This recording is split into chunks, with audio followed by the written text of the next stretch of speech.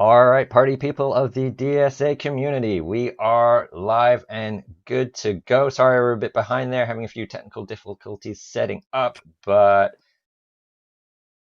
welcome, and how is everybody doing? Doing well, doing well. Doing good.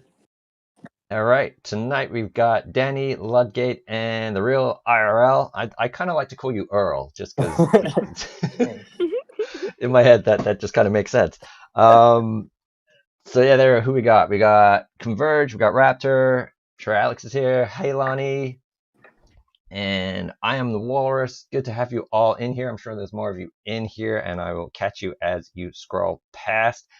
So yeah, what a difference a week makes. Oh We my went God. from we went from no event and wondering when the next thing would come to a whole bunch of things going on. So, in your guys' eye, what's been the main thing for you? Ooh, I think the spells and everything Yeah. that comes along with it has been the main thing this week. Yeah. If you'd asked me 2 days ago, I would have said the Frozen event, but in light of recent happenings, I think that's taken over again. That means it's pretty big because Frozen thing's been pretty epic, and to overshadow that in one day, it's Yep, just yep. yeah. Yeah, And what about? I agree with the spells as well, only because I feel like the Frozen heroes being introduced, yes, they're a challenge to the meta, and that's awesome, but they haven't changed my specific play style immediately because I still have to get them to a usable level. So whereas spells, Right. like all of a sudden, every strategy I use has been completely altered, and I have to rethink my entire play style. So that's pretty huge. Yeah. I think with the spells too, with that wand and splash, they're just nerfed so badly that it just opens up so many more teams, especially with this True. Frozen team being so reliant on those helpful effects. Mm-hmm. Right. So yeah, it's kind of works out for me then, because it's almost like I planned this. That a lot of the content we're gonna do tonight, guys, we're gonna change it up a little bit because we know there's just so many talking points. We've kind of wrapped up news, top 10, trivia, and Q&A all into one giant single show segment thing, Uber thing. So we'll move on to that shortly after we kind of recap the general news of the week. So. Okay, let's get into it then. Why don't we go over what exactly happened with spells then, if you want to take that one, Lud. All right. So not even a week ago now, although it seems like forever ago, they completely changed 6 spells. At least 5 of which were heavily relied upon, and they drastically reduced their effectiveness, changed like really how they work, and made everyone adjust to like a new reality of PvP. Okay, so yeah, I mean, I think I've experienced that a little myself. After I got some of the decent spells, that's when I stopped struggling in my tournament. And that mostly was due to foul play and wild imagination, and to a certain extent, bucket. But still kind of working. But yeah, it's for the majority of players coming up, and definitely for global launch, that's making a massive difference, isn't it? And that's kind of what they said in the release about it, is that they didn't want them to be the focus or the main feature of a match, right? Yeah, So like in my arena shard, the people in the top 20, just about everybody used wand and splash on their defense, and overnight that was now terrible spell selection for defense.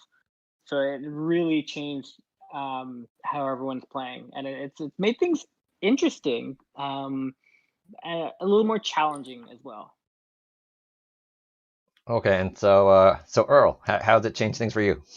Well, in my shard in particular, nothing's that competitive.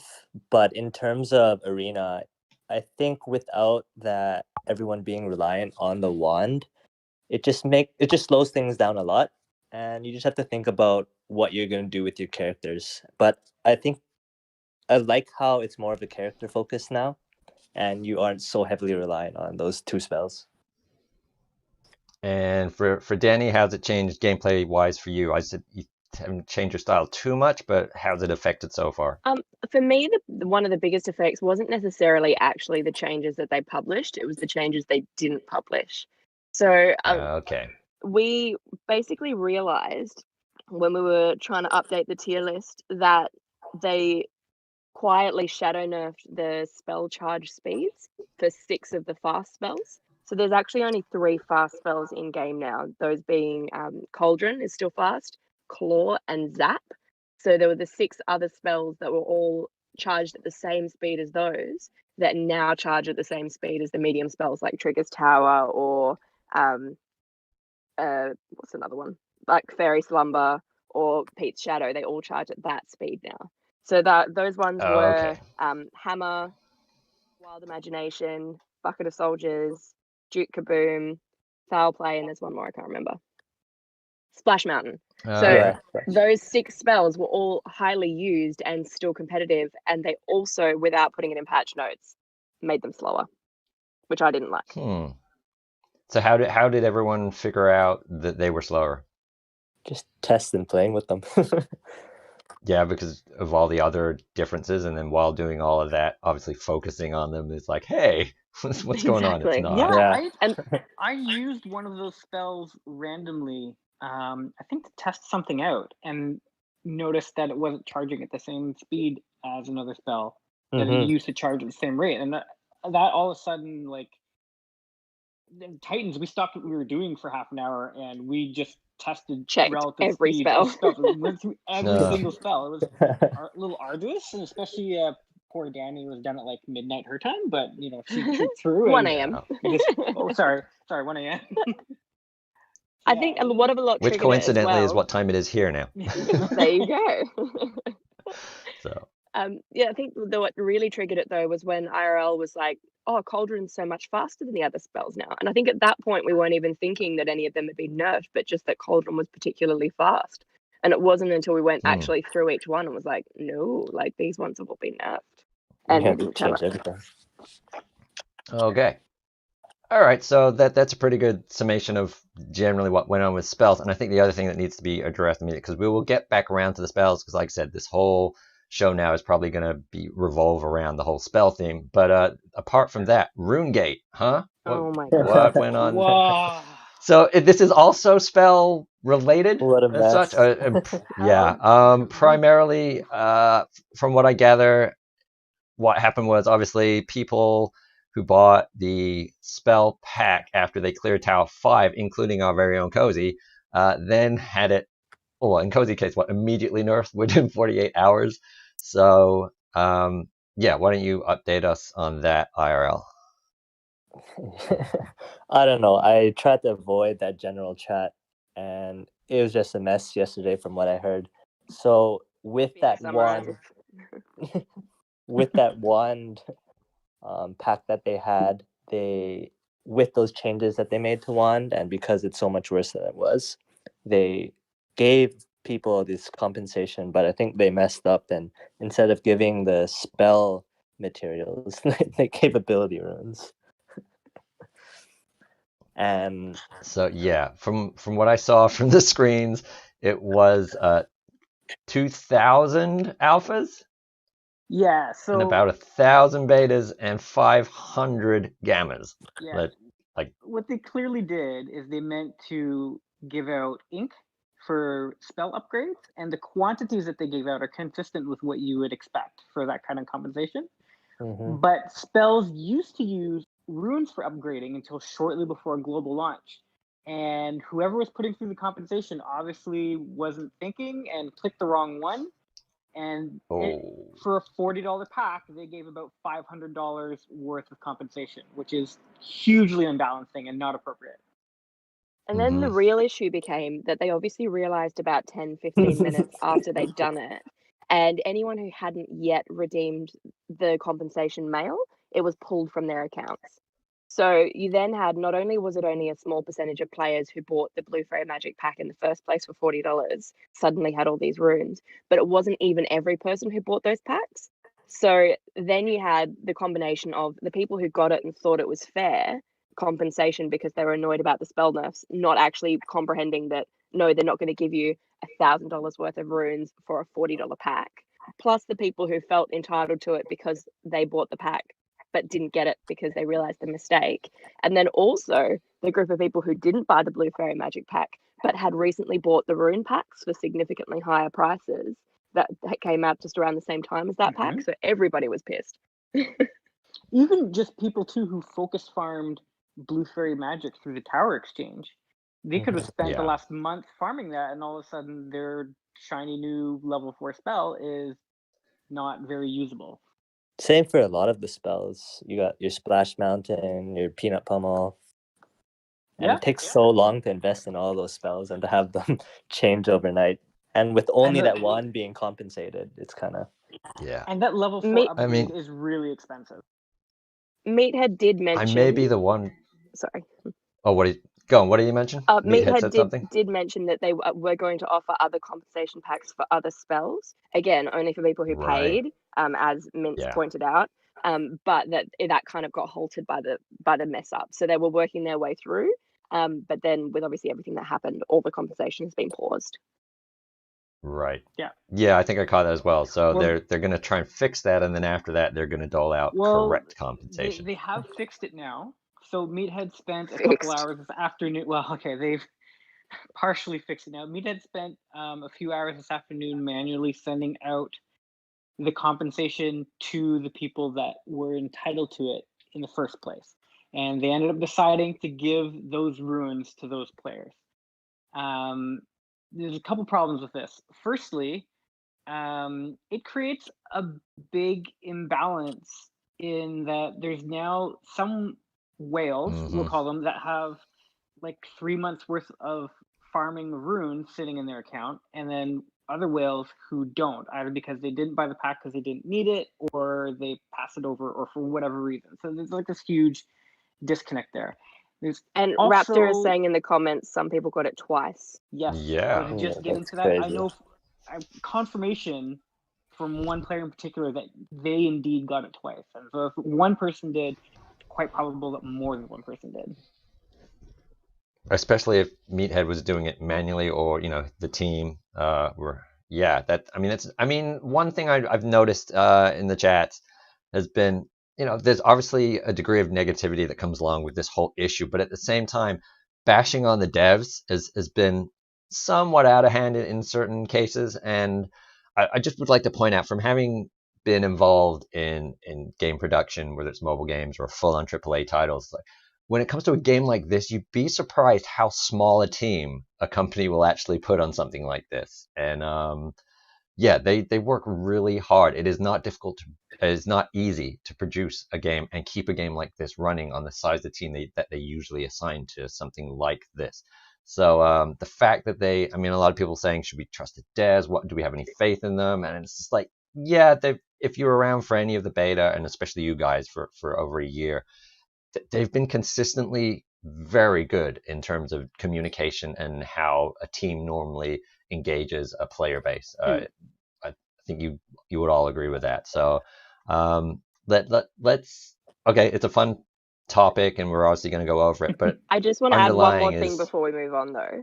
Just go for it, Danny. The fact how game breaking this issue was is, again, and I don't mean to bring it back about betas, but the fact that this has made such a huge disparity just within global players really shows that they made a poor choice in limiting runes in the first place, because the amount of runes that were awarded to these players is still less than what betas have sitting in their accounts.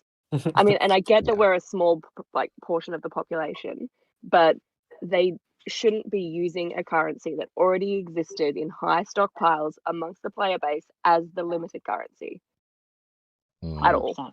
Yeah. I mean, they had a limiting currency, and that's the main currency. It's the gold. That's pretty much a wall for most people.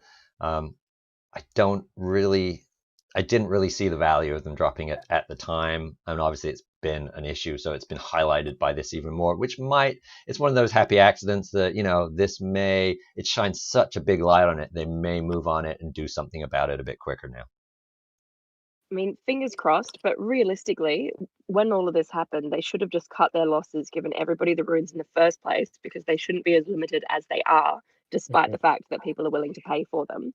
Because you can't Yeah. create that disparity amongst your paid players and expect the ones who didn't have the opportunity to purchase it to just be cool with that. It's not reasonable.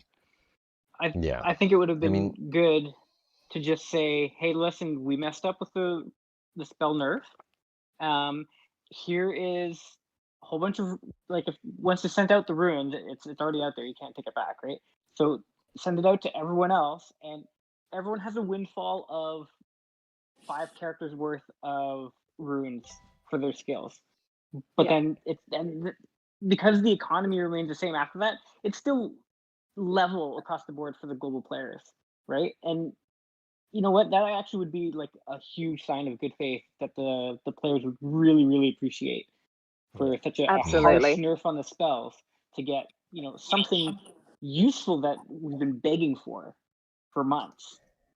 Agreed. I mean, that's still a possibility. Something like that might happen. It depends, you know, how much of a backlash there is in this. I was gonna see if there, because I have been presented at some point in here with a pack that was purely runes, but I was gonna say if you want to go buy them, there's you can get them in small quantities, but you can only get the alphas in these little packs. But I have seen one of these packs which is a little more expensive than that, where you can just buy flat out a bunch of runes. So that does exist to some degree, but still, yeah, it's still a big issue. It's probably going to be the main divide for quite some time, and we'll see how all of that settles when the dust does. So, And another point is is that I know they did that ability rune change where it's so limited now, mainly for like financial reasons. But because they're pumping out so many characters and they're gonna need so many ability runes in the long run, it'll like 5 characters worth. It won't hurt them that much when they're pumping Exactly. out so many characters. Yeah. That's just the Frozen team. Like, Yeah, that's one team, yeah. and right? and you're gonna get a better team coming in a couple weeks. Who knows? But even just, you know, the power creep, like you said, power creep aspect, but also people don't want to play with just one team. If they gave the runes to everybody, people would have a usable competitive team. They would, like, we're talking about free to play players here as well. Would have a usable competitive team that would keep them engaged with the game, that would make them want to develop more characters. So overall, their revenue would not be as drastically like affected as they possibly think it would be. Well, Yeah, I that's a mean, good point, Danny. Like, people have been complaining for a long time that due to the scarcity of runes, they're stuck playing one team, that they want Yeah. to play more, right? This would have given them that opportunity, 100%. yeah. Yeah, this. Well, I mean, it's out of the reach for most free to plays, Yeah. gearing up more than one team anyway. So Even without the ability runes, you already were so limited because it's so expensive to gear up characters. Even with just that gear requirement, you could only invest in one team, really. Yep. there you go. Okay, that one was for Derek there. Fill that request. Okay, so those are the big topics. I mean, then we're kind of glossing over what should have been the main news of the week, which was Frozen, right? It should have been. I agree. Yeah. This is huge. This is the first legendary event for DSA, and I know there's been lots of complaining about the way that the event is set up. But for me personally, in the long run, this event is a lot more free to play friendly than any of the other ones we had. Yeah, I totally agree there. I think because they made 4 of those characters pretty easy to farm on the most part, besides for those grand campaign characters, getting 4 characters for free essentially for this event is pretty good, even though you might not be able to get that last one, but next time around you can. And that's the thing. The requirements are very obvious and very clear for Elsa as well. So people can confidently work towards her as a free to play player, knowing that they will unlock her eventually and they're not relying on, are they going to reset currency? Am I going to get good luck in the chest? Like, is it even possible to get her? Like, it's very obvious that do these things, you will get this character. Yep. Mhm. The only thing I don't like Right. about it is that it's not fun to interact with. Like you do one At battle all. and then you're done. Like it's not. It Yes. doesn't. As a result, it doesn't really feel like an event. It just feels like level these characters. Here's your prize. And I feel Yeah, like this they need to try and find a middle ground between we actually get to interact with the event versus the super clear requirements. Yeah, I mean, it just becomes a gear. Well, not so much gear, but it becomes a token grind. And yeah, I went to go look for the request a thing from your guild, and I like what? Oh right, yeah. There's only one playthrough, and you're done. So running an event like um, this concurrently with a rerun of an old event would have been really good. Because then you would still have had something to keep players engaged on a daily basis, but you would have had, the Frozen event is on, come get Elsa, work on these characters. Or another thing they could have done is have that current reward system that they have going on, but make it so you can play each stage twice a day and get other tokens like Sven, Kristoff, those ones for Or those replayable uses. even if they just actually added a little bit of story to the game and made it that each level had multiple battles that you followed a very, very just a small storyline. So it's not just do the one battle when you get it. It's like complete this little story arc and then you get it, Yeah. Because I think yeah, I mean, as it is, I mean, like the other thing about it is if you watch any of my videos, you know, I like to 3-star things. And while I was doing this on a video while I was recording, I no. kind of look at that, 2 stars. I was trying to it was a sacrifice for the community because I was showing them this is what happens when you take a lowly powered team and I've put nothing on my Sven and my Kristoff. They are literally at base level 1, no gear whatsoever.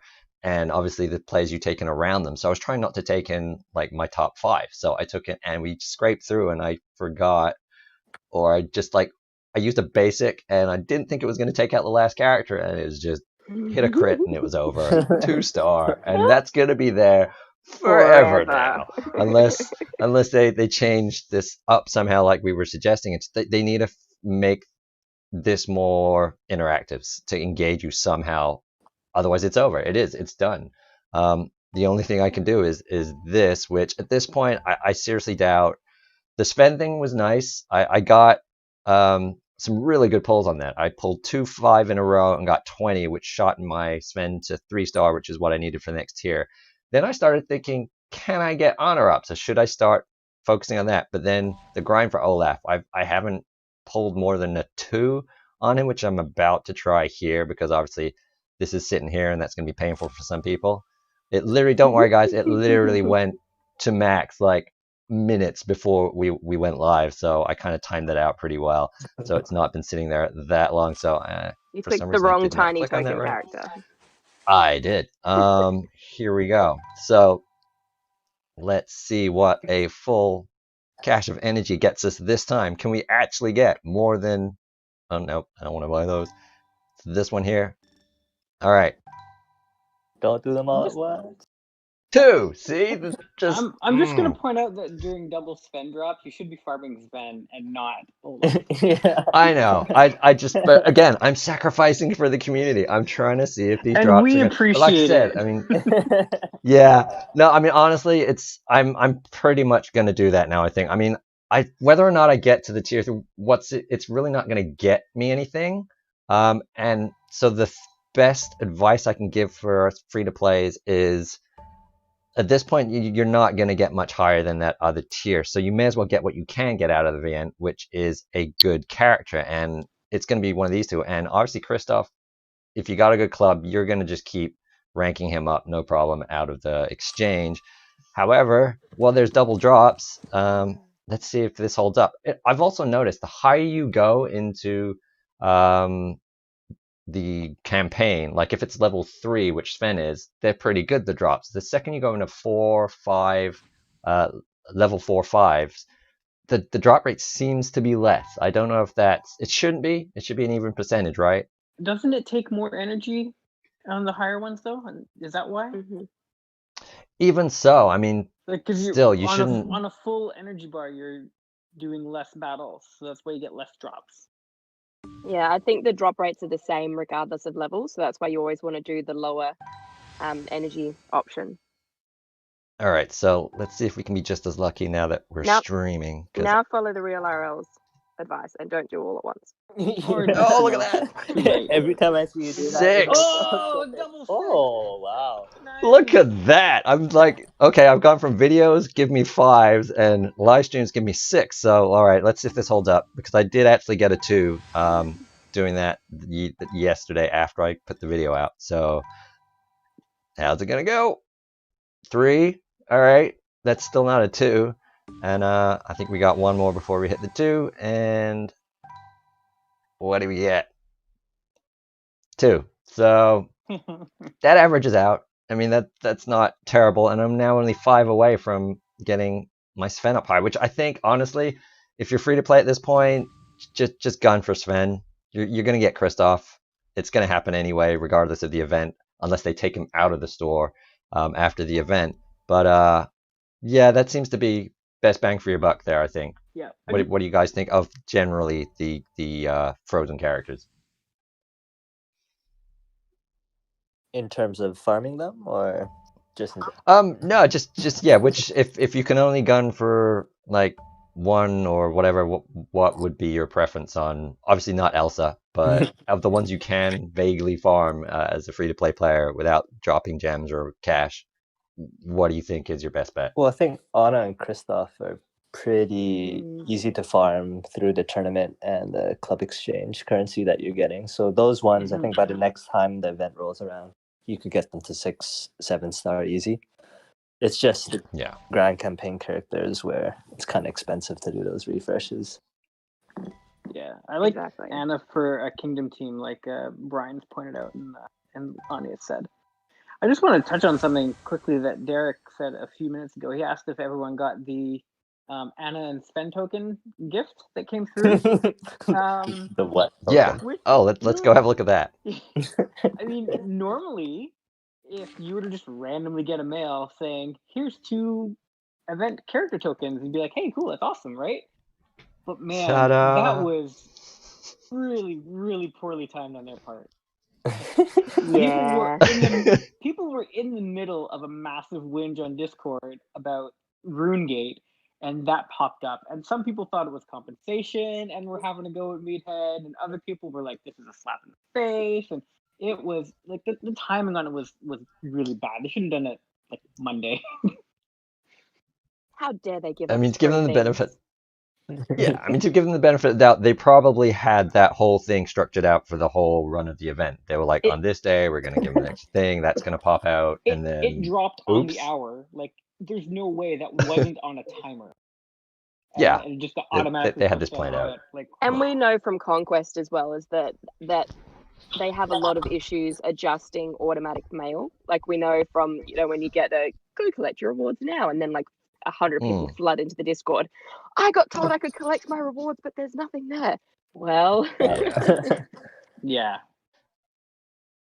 So should I actually claim these or just protest them not and just let them expire? Hey, they're 2 free character shards. If you don't want them, mail them to me. No, I mean I do appreciate the fact that anything comes into here, and I will now claim those. So I'm now how much closer to an honor? Actually, I don't even think I started. That was the other question I had. Well, we kind of covered it now. Like, should I? Well, we covered which Frozen characters to go after, but in terms of like, you say you'll get honor eventually and she's easy to farm, but for the majority of players, you're not going to be getting this many tokens because you're not going to be, top 50, even top 100. A lot of, new players are still not going to be getting those. I mean, fortunately, I got into that position and I have enough where I've obviously maxed out Hades and Shanyu.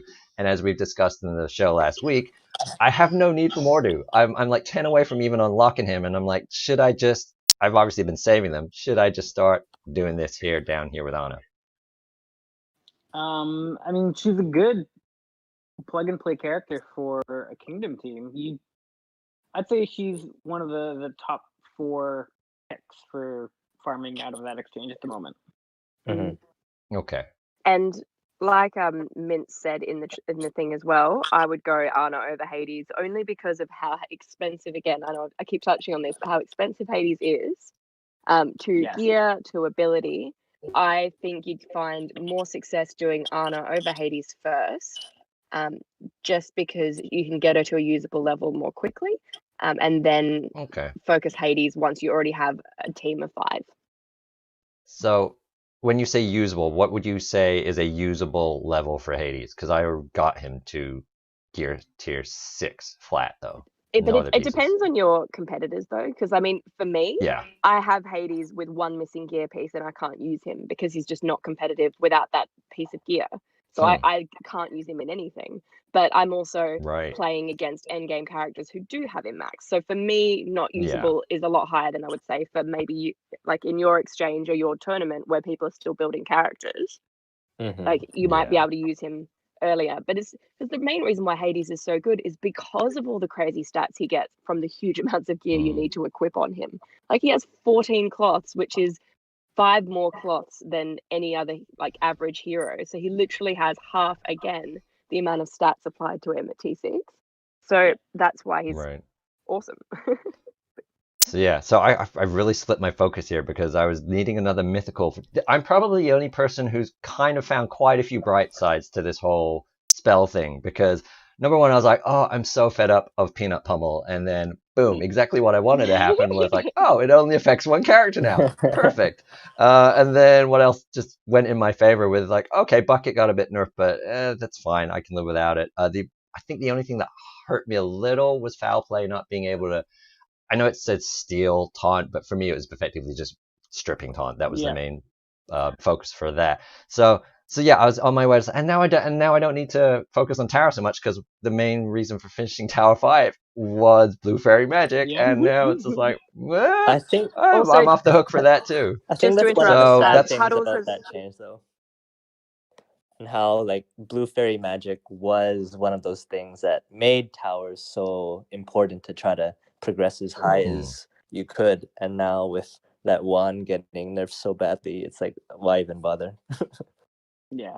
Yeah, Danny, you were gonna say something? just in the chat, Puddles has asked, does Anna stay in the exchange after the event? Yes, she will, because the exchange changes will go until they completely change the exchanges again. So she'll still be there. Right. Cool. Good to know. So yeah, that makes my decision a little easier. I'm probably not going to make it right now on the fly, but as you can see, I split my focus. I was going for another what do you call it? Mythical. Oh, here's something I was going to ask you. Have you guys noticed this? I wonder if it'll come up. When I was doing my tower climb, I got to a certain point where you needed mythicals, and Beast Lady from Onward, name escapes me now, Manticore, said no longer qualifies for this event, even though it still has mythical tag. So I'm like, what? I think I may have got a screenshot of that, but it literally was grayed out, and in white writing it said, "This is no longer eligible." On the tower? So That's because on the tower, I was. wasn't I'm not dead. at that. There's you need 2, but you're limited to 2. Right. So I only had 1 in because I literally only have 1. I've been getting up to a level with Hades where I can only get to the level where I have 1, and said no longer eligible. So actually no, because I managed to clear 7. I actually got above 7 by some miracle. My little upgrades on Mickey saw me through 8, and I managed to get up to 10, and that's when you need 2. And I had 2 because I had Manticore, but it said no longer eligible. So I was like, did they change the tags on Manticore, or do you have has it not VIP? filtered through? Did you sim to that point, or? No, I don't. So that's been a pain as well because I'm not getting VIP anytime soon. So I reset and I haven't done it again for today. But yeah, I was up to, at what point do you need 2 mythicals? It's 1 up to 6, and I cleared 7, so it's around 8 or 9. There you go. I got up to 9. Yeah, you need. No, at this point you can use mythical because you have to have 2 wilds. yeah. And for some reason, Manticore was grayed out and just Derek wouldn't is saying allow in me. the chat, it doesn't let you have 2 mythicals. You have to hit the minus sign. So I don't know if that's a bug on that level, that because they've got the 2 wilds. Maybe. It does sound like a bug. Okay. Yeah. So they're not stripping mythical off of Manticore for any reason. No. Okay, no weird bug then, just one of those things. I'm the Walrus asked a question regarding the spell nerfs. And he asked, why are they only nerfing the free spells and not the paid spells? What I think is going on, and I'm not 100% sure, it's just conjecture, is that a lot of the spells that they didn't touch were event spells. And by making them relatively better, it makes them more attractive to purchase when that event comes back around. I don't know what you guys think about Yeah, that. I mean,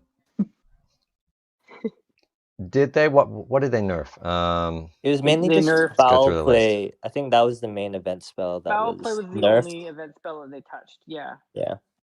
But the other ones were Mortal Yeah. Potion, Thunder Mountain Boom, Splash Mountain, Blue Fairy Magic, Peanut Pummel. Those are all free spells that you can get in exchange. Yeah. But other I'm good willing spells, to give them the benefit of the doubt on this one, only because they tended to target the ones that had both significant AoE damage and significant stat, like buff or debuff changes. But the one that really That's stands true. out as being like, oh, okay, I feel shady about is Wild Imagination. Because Wild Imagination, it would have been very easy for them to go, sorry, this has always been intended to be flanking. We're just going to update it now. Because in Yeah. the text it still says flanking, because they've never, in the last 6-7 months, they've never bothered to actually fix the text to make it match what the move does. But now it's suddenly this only spell that is AoE and still gives you significant useful debuffs. So it's kind of like, Yeah. Oh yeah, like I spread that around like crazy, multiply it by Hades, and then let rip with Demona. It's Yeah. amazing. It's just great. And it technically Okay, did so- get nerfed with the speed change, but when it got dropped down with all the others, it's not significant, Right. you know? Yeah, it doesn't seem. It's not been noticeable to me. So Yeah, Lenny yeah. mentioned Oh, that Headless Headless Horseman is Horseman also wasn't touched. Yeah. Headless Horseman, before the changes to Blue Fairy Magic, wasn't particularly good because it did low amounts of damage compared to other spells. And it's not a guaranteed debuff like the other spells. It's a proc chance. So that might have been why they didn't change it, because it's already like mitigated in some ways compared to a lot of the other ones were. And they're also notorious for only changing things as they become widely used by the player base. Like Yeah, that's true. Bucket is like all of the things that are active on the field, all of them were bugged with charging on the field, like when they're not supposed to. But they've only doesn't updated Triggers- those. Yeah, so Trigger's Tower was originally a lot more usable, and then they fixed it because people were using it. But nobody was using Bucket. But then Global came through and realized that Bucket is really good mid game, and so then they fixed it. And now Cauldron, which was never really used before, is now one of the more viable options. So I guarantee you, in the coming months, we're going to see that get fixed as well. But my point is, that something like Headless Horseman, which wasn't really that usable before and is only marginally usable now, is probably not going to get touched. You know what I mean? Okay. All right. So while we're going to continue this discussion, obviously, like I said, it's all interconnected. There's no real way to kind of split it up into subject by subject because it's all kind of lumped in together. So I'm gonna. Oop, there you go. My camera came back because it's kind of connected to this thing right here. There we go. So this is our spells tier that was based on all the advice that the Titans gave early on when I came into the game. So it was reasonably up to date until this whole thing hit.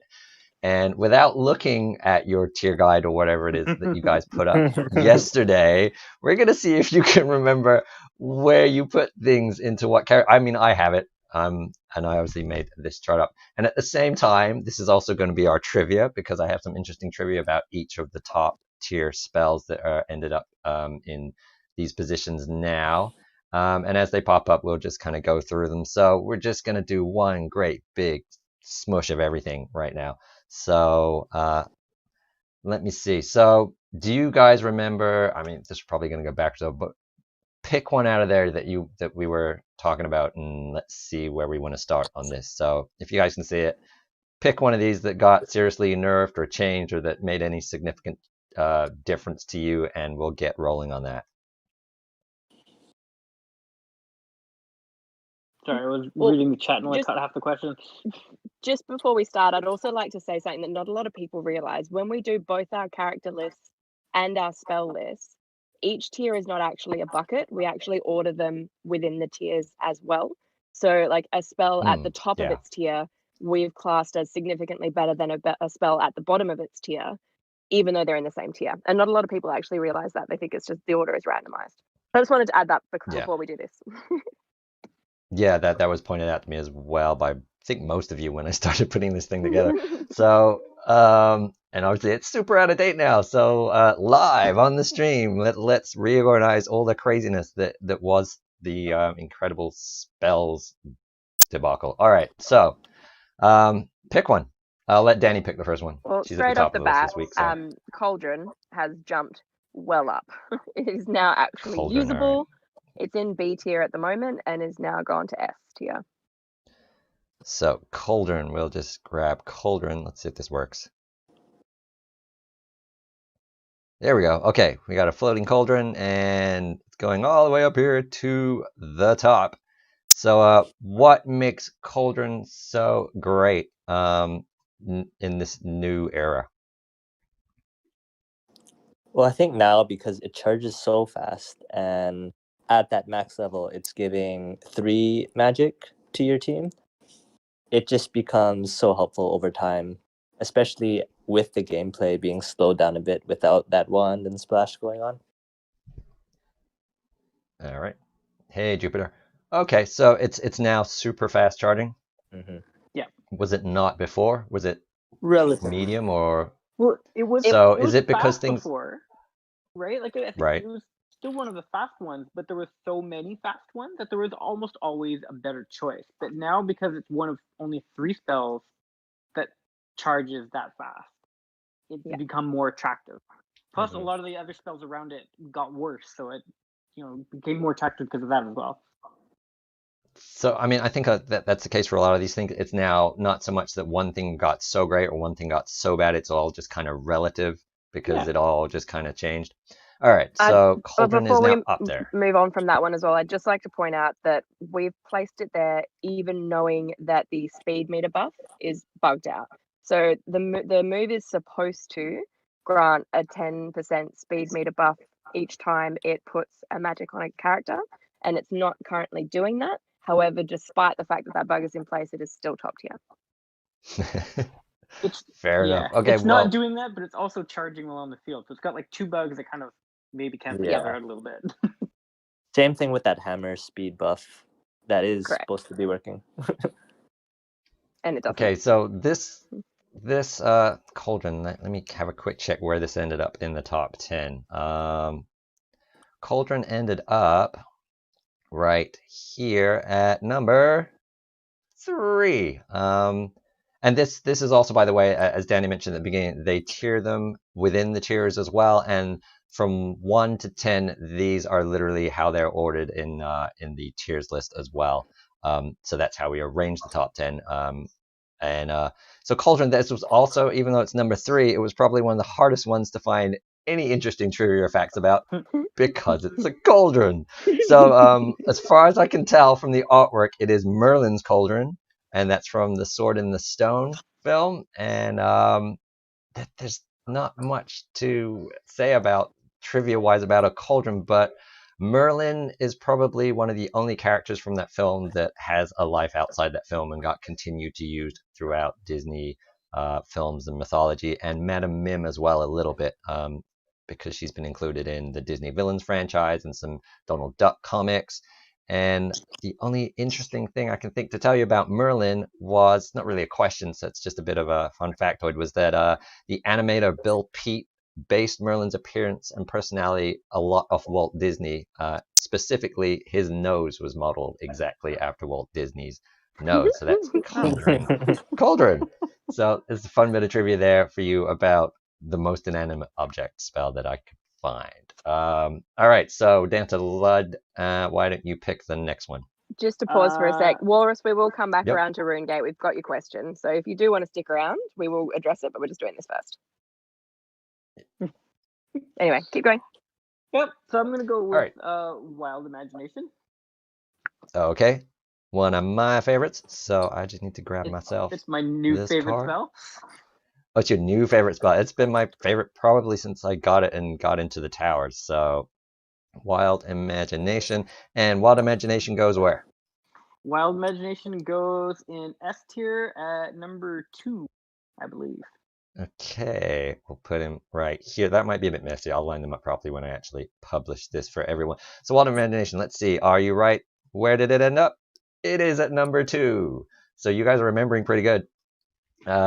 So, Wild Imagination, why is it now your favorite spell? The biggest problem with Wild Imagination before is that Wand. one cast of the wand completely undid everything, and wand was faster, so you'd be able to use it more often than Wild Imagination.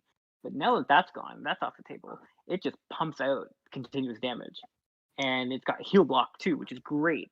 So it's yeah, I'm having a lot of fun with it, using it. I hate when people use it against me. That's an excellent point, Raptor. But when I'm using it, I love it. And important to Okay, note and, in the terms of bugs, it is currently working as intended to hit all opponents, even though the text says flanking opponents. at any point in the game during the beta, was it hitting only flanking opponents? Yes. Yes. Back when it was the 3-on-3 real time, it would hit one Nice. column on the battlefield. Okay. So they've called the spell Wild Imagination, but it's obviously based on the fact that Ducky and Bunny like to imagine themselves doing all kind of crazy fun things within their environment to get revenge on whoever it may be. So points go to anyone else who can figure out what they refer to those dream sequences as, because they don't ever call it Wild Imagination in the film. Ooh. So anyone can tell me what the two main titles. Actually no, there's three. There's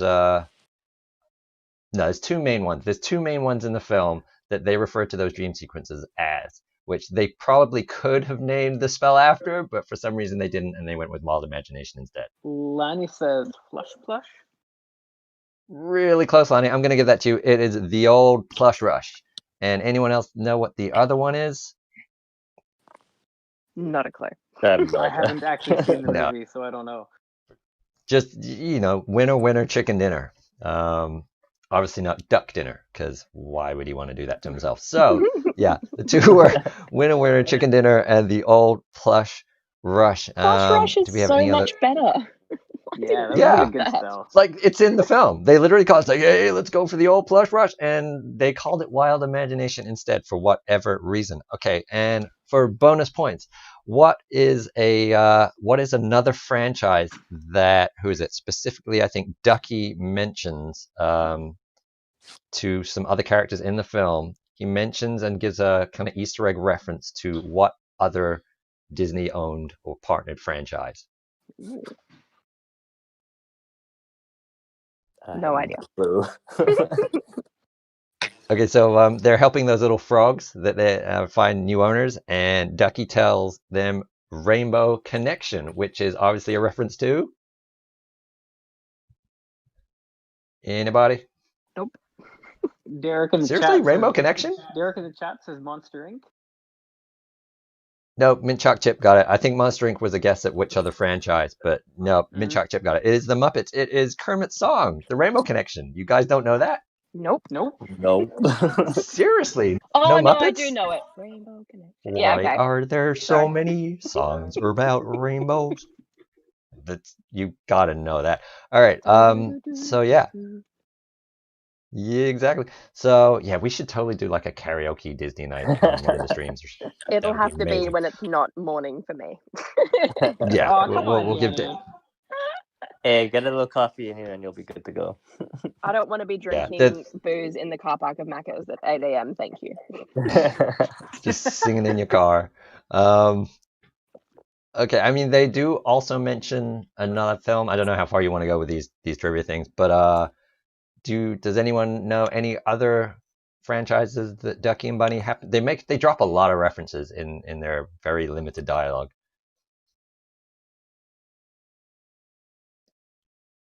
Anyone in the chats? No. No. All right. I'll just tell you. Basically, he makes references to like Mr. Toad, and we visited that one as Mr. Toad's Wild Ride. So he basically manages to say Mr. Toad, and would you like to go for a ride, for a wild ride with a new kid or something? And he manages to get the name of both the Disney attraction and the films and a bunch of other things and all the other references there. So that was Ducky and Bunny from Wild Imagination, or from now on I'm going to refer to it as the old Plush Rush. Okay, so we're down to. Ooh, it's my turn. I'll skip me. So let's go to Earl. You can pick the next one. Do we want to go in order here or anything? It's up to you. You can pick anyone you want that you want to discuss first or talk about, and then we'll figure out Okay. that it'll just happen. Let's go with Dad Pants. Dad Pants. All right, let me go find Dad Pants and click on that. Dad All right, moves. where's It's Dad next to Zap. moves? Next to Zap in the tier. Yeah. All right. Oh, Walrus, I don't So know if you want to be where's in our that going? shard, buddy. Our shard is brutal. Yeah, it's still super active, even though it's been going for 13 months. Well, not 13 months because they changed arena. It's been going for like 10 months, and it's still super active. Where are the floating Dad Pants that represent Dad moves gonna go? Well, we have it in that A tier right now, but personally, I think it's in that S tier because there's hardly anything you can do against that silence to prevent it or to kind of clear it. Because it's bugged right now where even if you do wand the silence away, you can't use your abilities in that same move. All right. Yeah. Any other thoughts on Dad moves? I can't wait till the Onward event comes back around so I can buy a bunch of them. Yeah. I don't even have it unlocked right now. Me neither. So what is it? Okay, I passed on it a couple weeks ago because it just wasn't very good because of the existence of Wand, and then the Onward event ends, and then poof, it's a good spell. So yeah, a little disappointed in that. Yeah. So Wars, we're not gonna do literally every spell in this thing. We're just gonna cover the top when we fill out our top 10, and then we'll leave the rest. But this is more of a kind of mini challenge for the guys to see if they can remember the entire week of sorting they've probably done without actually looking at the chart. So so we covered on Dad moves in terms of why that's moved up, and because wasn't that, well, it's obviously down here. It was initially just kind of slung into B. Why was it bad then? Because of Wand. Wand, yeah. Yeah, that's Because basically the answer to most things, isn't it? It's at the time that it came out, the most used spells in PvP were Wand and Foul Play, which undid all the debuffs that it gave and then stole all the buffs it gave to the Onward characters. So it was just not very good at the time. So as much as we complain, like the Wand change is actually awesome because it has made so many more characters and spells viable, because it's no longer, okay, well, there's no point using this hero because you can just wand it, or there's no point using this hero because you can just steal all of its buffs. So it's great in terms of gameplay that they've made this change. And that's why you're seeing so much shift in the tier list. Not because those spells individually got any better, because obviously they haven't changed, but just they're not as easy to counter anymore. So you're kind of stuck with the effects where previously they weren't even noticeable. so I mean, even without changing all the other spells, the one thing they could have done to balance everything out would literally just be to nerf Blue Fairy Magic, and that would have pretty much done it. Exactly. Yeah. Right. Okay, but yeah, we're left with this mess instead. So I mean, what to say about Dad moves? There again, what do you do trivia about a pair of floating pants? That was kind of hard. What? Okay, let's put it this way. Instead of giving a factoid, what makes what makes the film Onward unique in the same way that A Bug's Life and Cars is unique? No humans? Correct, sir. There you go, straight away. Yeah, it is literally the fifth. I mean, if basically you say fifth, but Cars accounts for three of them, and Bug's Life is the other one. So if it's the third, really, Pixar film that has absolutely no humans in it. Bug's Life was the first. Then obviously all the Cars franchise films have no humans in them, and then we are on to Onward, which is a fantasy land. Even though Planes takes place in the same world as Cars, because it's a Disney movie, not a Pixar movie, we're not including those?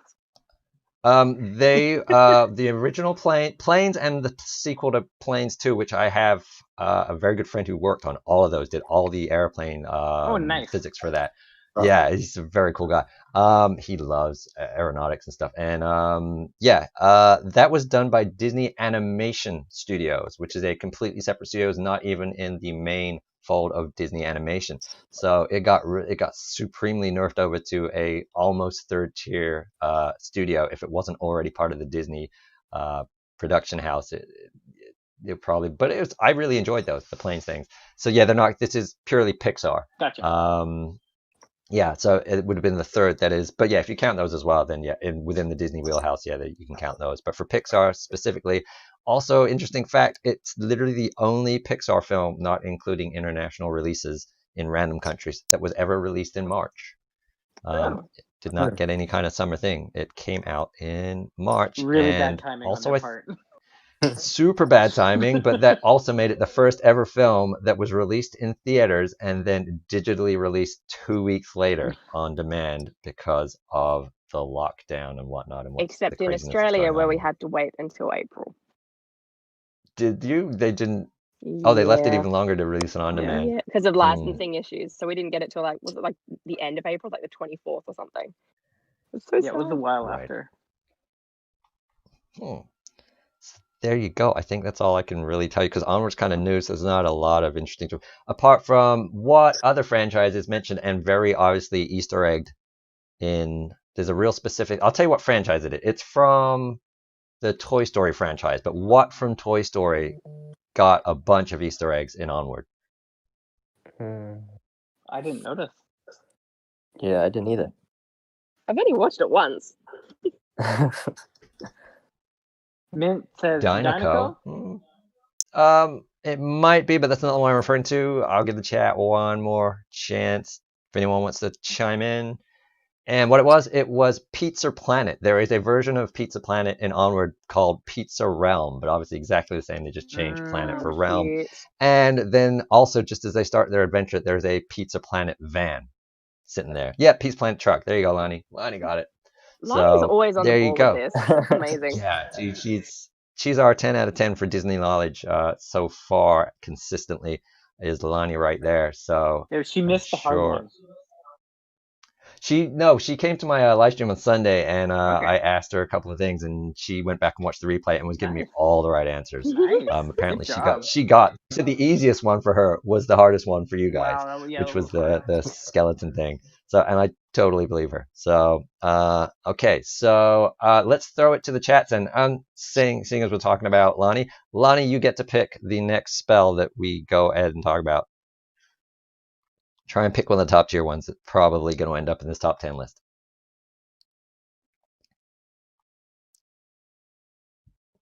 Waiting for it. If not, we'll go back around. Golden Hammer. Golden Hammer. Good choice.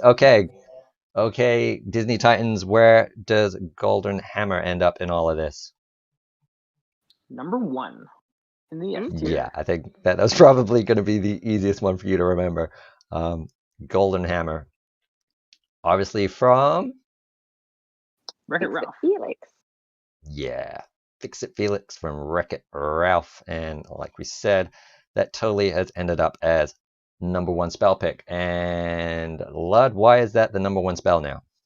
I mean, it was already really strong before all the other spells around it got nerfed. But yeah, for right now, it revives a character who's down and gives them a good chunk of their health back. And not sure everyone knows this, but if you revive a character in that way, they come back with their abilities charged.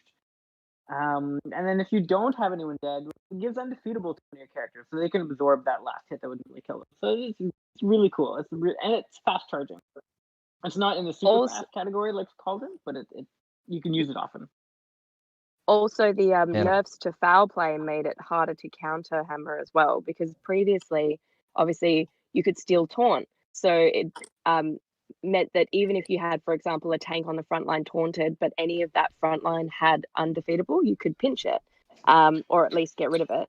And now you can only remove from the primary target, which is going to be the tank that you can't even remove the taunt from anyway. So it's a lot easier to protect that undefeatable. Yeah. Nice. So Golden Hammer, as we said, is from Fix-It Felix Jr.'s game, but obviously it's inspired by a bunch of other video games. I will give points for anyone who can tell me what Fix-It Felix is based on, or the Golden Hammer. What other games do we think the inspiration for Golden Hammer was? again, the Titans don't seem to have an idea on this one, so we're gonna go to the chat. Sorry. Dead silence. So obviously big Disney fans, but not classic gaming fans. Obviously, I think you guys are actually still way too young to replay these. But Donkey Kong, obviously, Mario. Yep, Mario. There you go. Puddle's got it. So Mario, specifically with the Donkey Kong, goes around smashing things with a hammer. And then there was also a Nintendo game called Wrecking Crew, which literally has a secret power-up known as the Golden Hammer.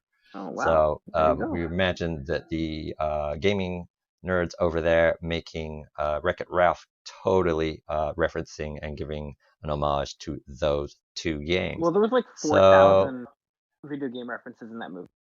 It was pretty awesome. oh yeah, I mean that whole thing is one giant video game reference, isn't it? So, and two as well. Two got a little more broad with all the internet and stuff, but yeah, one super game nerdy referencey. That's, I think I could watch that another 4 or 5 times and I still wouldn't have caught all the references. So Hey, Danny, you have a special all right. request in the chat there. Yeah. So my Aussie accent would be Mario, but if you want me to do the Mario, Have you ever seen? Do you guys who know who Zachary Levi is? Yeah. Right, and he plays Chuck, and on it, Sarah Walker, who's like his main love interest and the other lead in the show, is Australian, but she does an American accent. But there's some hilarious stuff where Zachary Levi goes to conventions and explains how to do an Australian accent, and then then he kind of tries to qualify it by saying, well, oh no, this is how you do her accent, trying not to offend the rest of the Australians. But basically what you do is if you take a word like no, I guess this is how a native Canadian says no, it's pretty flat. You take an Australian accent by running through the vowels. So you go A-E-I-O-U. So you go, no. And no, that's not what it sounds like. I'm kidding. But What are you no, talking I mean, about? and it's yeah, accent. All right, so Nah, little yeah, sidebar mate, there. nah, I just thought it was funny. No, I do a perfectly good Australian accent without running through the vowels. All right, let's move on Just to quickly on Hammer, again, it's in its position despite the fact that it's bugged on and it doesn't offer the 25% speed meter buff. So hopefully they fix that and it'll get even better. But at the moment, its position is based on it being bugged. Yeah. So yeah, Chris in the chat. Yeah, think of Shazam now. I think he's always going to be Chuck for me, but yeah, Shazam obviously very good, and looking forward to the sequel on that, and maybe even weaving him into the DC cinematic universe. That would be amazing if they could get him in there somehow. But yeah, might not quite fit with tone, but who knows? Anything is possible these days. So we'll go back up to Danny, and you get to pick the next, because we still got another 6 to get through, but Let's just go Bucket of Soldiers, number 4. Bucket of Soldiers. Okay, where's Bucket of Soldiers going? Next to Hammer in S tier. Okay, so Bucket of Soldiers fills out the now S tier, which I believe you guys only put 4 back into the S tier as well. Correct. So that rounds out this the time top it's 4. there. So Bucket of Soldiers, why was it in the? It's not. Yeah, it's staying in the top tier. So even with the nerf. There wasn't really a nerf on Bucket of Soldiers. They did a couple bug fixes of things that were not working as intended, according to them. But otherwise, they left it alone. So when we say not working as intended, is that the fact that it would charge when it was on the field? Yeah, they said that was a bug. Right. So unofficially not a nerf. No, officially not a nerf, but unofficially a little bit. In function, maybe a nerf, but because they identified it very quickly as a bug and said, "Hey, this is not working properly. We're going to fix it." Right. I'll give them the benefit of the doubt on that one. Yeah. And So just like again, Mint said in the chat, critical hit is still bugged on this one. Oh, it is. Yeah. So the same thing how with is that bugged? trigger summon. If it hits a critical hit either through just doing one randomly or a guaranteed crit or a vulnerable target, it'll only do 1 damage instead of normal critical amount. Okay, so it's a detrimental bug. It's not. Correct. Okay. I'd just like to point out probably that all of the spells in the top tier are bugged because there's so many bugs in spells at the moment that they're not fixing, and it's really frustrating. But I mean, but they I would fixed just the problem on the infinity-sided die text without telling us. So Oh, did they? that's going to make such a difference to everyone's gameplay experience. That was essential. So yeah, that is the top tier, and I guess there's nothing much else to say about Bucket. It just remains pretty strong and is in there. Let's see. I don't know what I can tell you about. Actually, there is quite a lot to tell you about a Bucket of Soldiers. I mean, I don't know. Does anyone know how many soldiers are supposed to be in Andy's Bucket of Soldiers? 100? That's a I guess. was gonna say 50. No idea. Go on. Well, we've had 100 and we've had 50, so throw out a number. You can't spread a range. 75. 75. Oh, so very not to close split either the of you. Oh. Any of you. 101. Lonnie said 10. Alex said 101. Chris is saying 25. All right, I'll tell you. In the actual film, it is referred to as having 200 troops Oh, there you go. in that Oh, wow. teeny tiny bucket. Well, which Alex kinda- was the closest. So, what we'll say about that, though, in real life, when you actually buy a real replica Bucket of Soldiers, officially licensed Bucket of Soldiers, has a Toy Story toy, it actually only comes with 72, which seems like a bit of a ripoff. Oh, Go So whoever easy said with the 7, correct guess. so I'm gonna give that to Earl because he said 75, so it was closer to the real life No, Bucket. Price is Right rules. I win. You went over. Or we give it to ED Um, 5000 who said Yeah, 72. he put 72. He's probably got one of those Bucket of Soldiers. Okay, massive bonus round. Name any of the soldiers. Joe, Nope. Steve. Sarge, Bob. Jamal. Sarge is the main soldier. So Sarge, but okay, besides Sarge, can you name any of the rank and file Bucket of Soldiers? Private. I don't know. Private's part of it.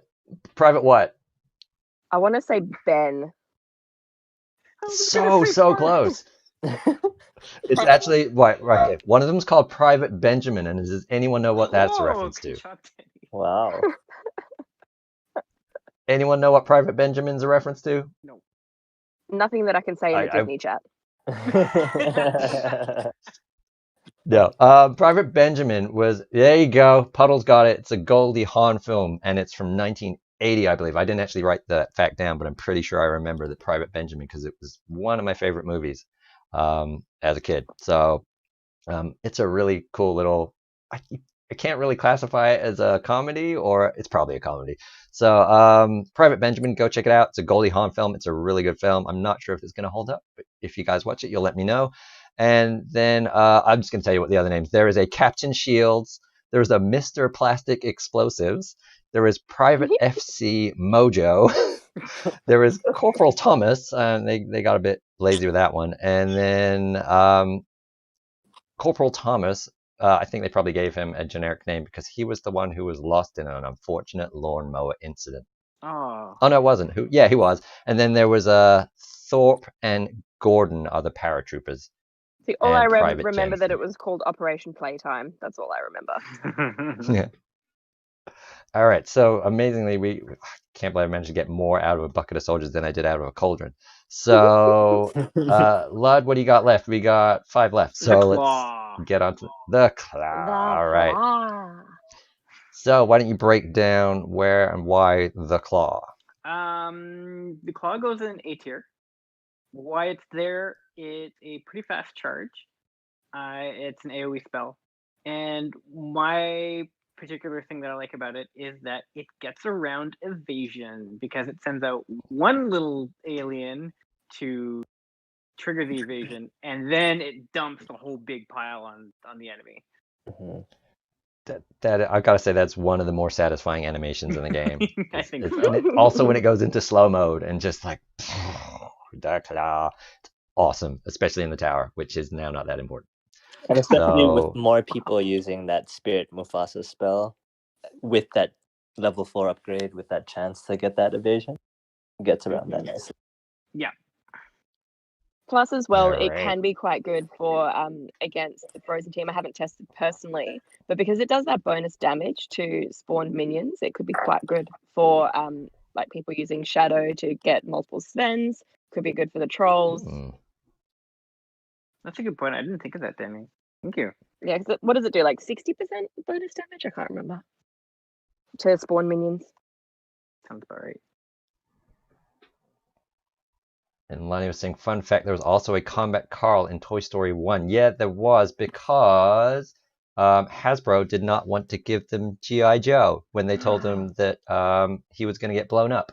So they had to use generic soldier guy, which ended up being Combat Carl. Because Hasbro were like, you can't blow up G.I. Joe. And it's clearly the bad guy. That's the whole point. But yeah, Hasbro did not. And obviously, Pixar wasn't a thing then. So they were like, we're not going to let this upstart company blow up G.I. Joe.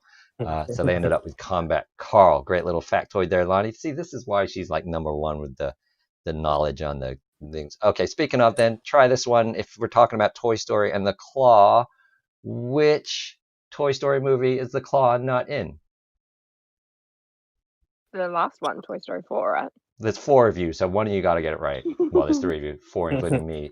So I'm obviously going to get it right. So I haven't I'm seen gonna the guess last Toy one. Story 3 then. no, how can you say Toy Story 3? The Toy Story 3 is like the main event at the end. It comes down and saves everybody. I didn't see Toy Story 3. Didn't see. All right. I haven't seen 3 or 4. Me too. All right, go away and watch Toy Story 3. We'll wait. It's fine. We can. Ira, I we can stand just, by watch 4. it now and talk about it. Yes, do it. We'll do a watch party. I think I don't know if you guys are coming out of lockdown, but we're still solidly in it here. So we'll do watch parties and watch some random movies that people haven't seen. All right, yeah, Claw. The Claw was not. Anyone in the chat get it? Harder for me considering I Someone don't said have any of 2, those. someone said 3, someone said 4, and I'm sure it's in Okay. #1. So someone got it. Winner, chicken dinner goes to Derek because it was in fact 2. Wow. Amazingly, it was not in 2. It was in the teaser trailer for 2 and appeared in all the video games surrounding Toy Story 2, but was not actually in the film. So that is your That's funny. question factoid on the claw. I was When you said the pretty claw, happy do with you that mean one. the aliens or the actual claw machine? Because that one was only in No, first the one. actual claw that comes down, not the aliens. The Really? aliens were clearly in every. Yeah, the actual claw did not feature. It was only in the teaser trailer, and that's obviously, things get cut, and it just didn't make the final cut and was not in 2 at all. There you go. So, Chris is going Muppets watch party. Yeah, I think you guys may need a refresher on the Muppets, so that might have to happen as well. But I guess my question is, exactly what's happening in the chat. When was the claw in 4? Because I can't imagine when that machine possibly could have been in Toy Story 4. I don't know. I was researching the claw specifically. It didn't say. Maybe my thing is out of date up to the point 4 came out. Maybe that so... also got cut from the last. Oh, hang on. The claw is in. It's in the carnival scene. It is definitely in the carnival scene. Okay. Yeah. I don't think this is breaking an NDA or anything because the film's on it, but we got there's a very cool guy who is in charge of everything to do with the rendering engine that does all the Pixar stuff, and I got to sit in on a presentation where he showed us footage just to demonstrate how many actual physical lights they built in that carnival scene. There's like millions of real actual lights. They built filaments, like they 3D modeled filaments and the thing to give you the proper glow effect. Yeah, and in that scene, in the carnival scene, when they were zooming around showing us all of that, there are a bunch of claw machines all over that carnival, and some of them had the little aliens in them. Cute. So right. It is definitely in 4, even if it's not super on camera. It's in there somewhere because that they focused a lot on that scene. So yeah, that's the claw. So we're down to what we got 6 left. So who's up next? It was RL. So pick me another. It's obviously all going to be A tier now. So let's just see if you can get them in order. Why don't you try and pick whatever was 10? Do you remember what was at the bottom of your good or A tier? Spirit Mufasa? Yes, it was. Good job. Congratulations.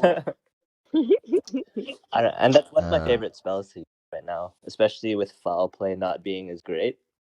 And with that Frozen team as well, it works nicely because Elsa doesn't really come online till later on in the match and usually have Mufasa up by then. And I've gotten hit with those 35k plus damages, which is really 35k.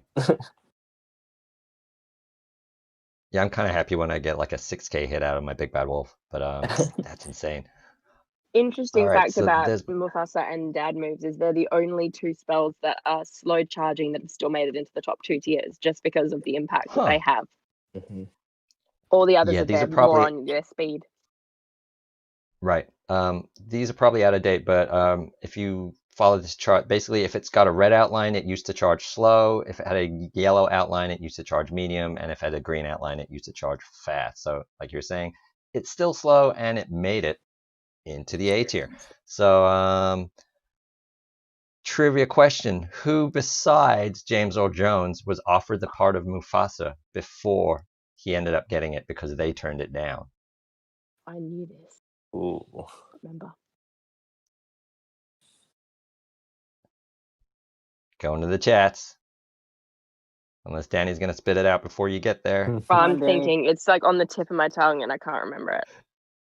No, Raptor was not Morgan Freeman. I can see why you think that, though. Christopher Walken would have been an awesome for real.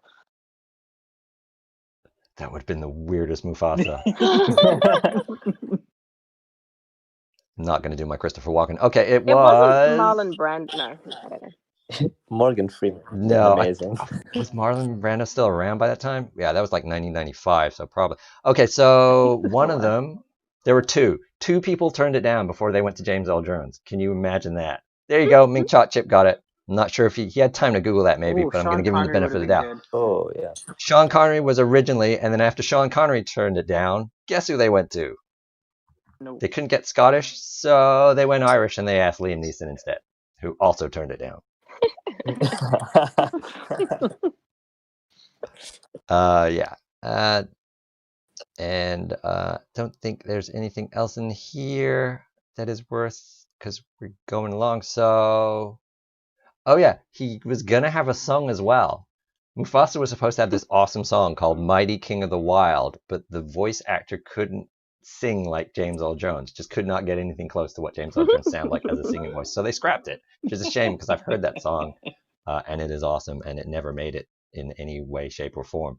So there you go. Can you imagine Sean Connery or Liam Neeson as Mufasa, or even weirdly now you got it stuck in my head, Christopher Walken. So, all right, we're gonna cycle back up round to Danny. And what else made it into your A tier? Can you pick in order? Let's say give you number. All right, what was 9? Let's just go in order now. We had Mufasa at 9 10. from memory was Splash Mountain, which I think I a lot of think you people were are. surprised that it still managed to stay up high.